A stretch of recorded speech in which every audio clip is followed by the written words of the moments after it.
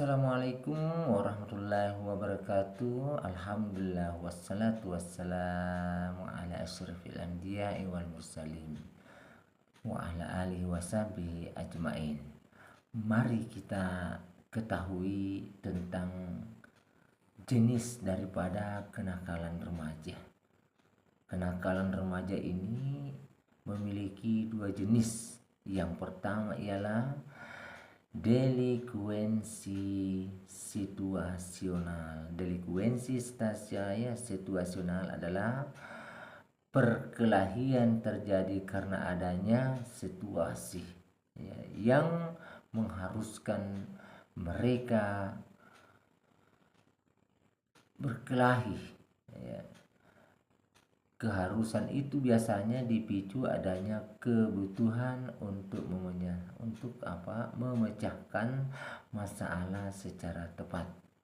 Nah, ini salah satu jenis daripada kenakalan remaja. Apakah itu? Ingat, delikuensi situasional. Oke. Dan apa yang kedua adalah delikuensi sistematik, artinya tersusun. Bagaimana yang seperti ini jenisnya?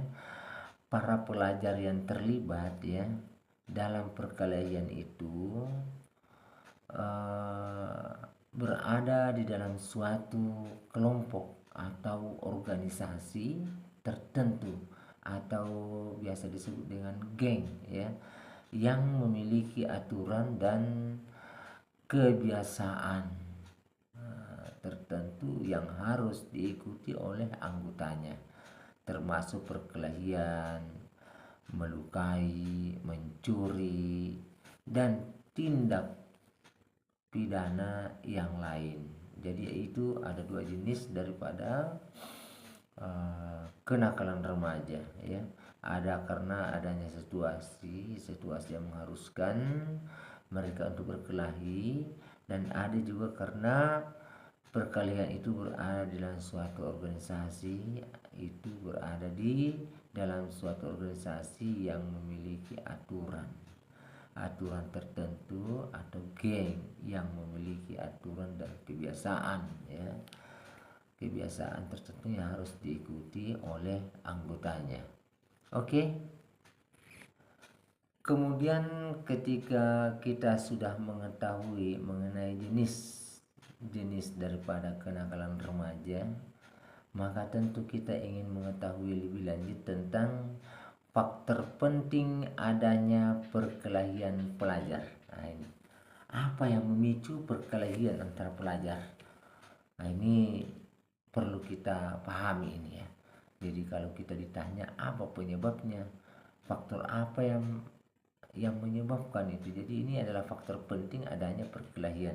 Pertama adalah apa istilahnya rational choice. Rational choice. Artinya apa? Adanya perkelahian pelajar disebabkan faktor individu. Faktor individu dari diri anak itu sendiri Kemudian ada motivasi, ada yang menyebabkan, yang membuat dia termotivasi. Kemudian apa? Karena suatu pilihan dan kemauannya sendiri. Nah, mungkin kalau kita jelaskan bisa lebih lama, tapi ini adalah salah satu faktor penting adanya perkelahian yang timbul, yaitu rational choice. Kemudian yang kedua ialah social disorganization. Social disorganization, adanya perkelahian antara pelajar disebabkan oleh apa? Faktor lingkungan. Kalau berada di lingkungan yang suka anarkis, tawuran, perkelahian, maka lembah laut pasti akan ikut dengan kebiasaan seperti itu. Kemudian yang ketiga, faktor penting adanya perkelahian adalah strain, yaitu adanya perkelahian pelajar disebabkan faktor strain, tekanan yang besar dari masyarakat. itu yang ketiga, strain. Kemudian yang keempat adalah differential association, adanya perbedaan dalam lingkungan sosial. Adanya perkelahian pelajar disebabkan faktor salah pergaulan. Nah, itu ya. Jadi diferensial asosiasi. Jadi karena salah pergaulan, ya.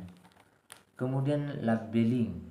Labeling ini yang kelima, yaitu adanya perkelahian pelajar disebabkan oleh faktor terbiasa dicap sebagai pelajar yang nakal. Nah, ini oleh karena itu jangan kita senantiasa mencap-cap, bukan mencap-cup, ya. Karena sudah terbiasa dikenal, ya, dicap-cap sebagai pelajaran nakal, akhirnya dikit-dikit dia bikin ulah, berkelahi. Nah, itu kemudian ada ini yang adalah label, ya, label. Kemudian malepenomenon,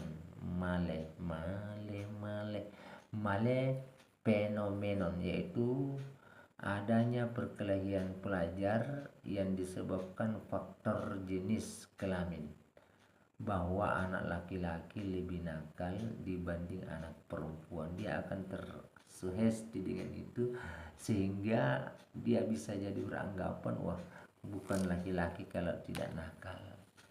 Nah, itu adalah pemahaman yang keliru. Mungkin cukup ini. Jadi dalam sajian ini ada dua, ya, jenis-jenis kenakalan remaja. Kemudian faktor penting adanya perkelahian ada 6, ya. Rational choice, social disorganization, strain, kemudian diferensial asosiasi, labeling, dan malepenomenon. Mudah-mudahan kalau kita ingin rinciannya, ya diulang lagi videonya.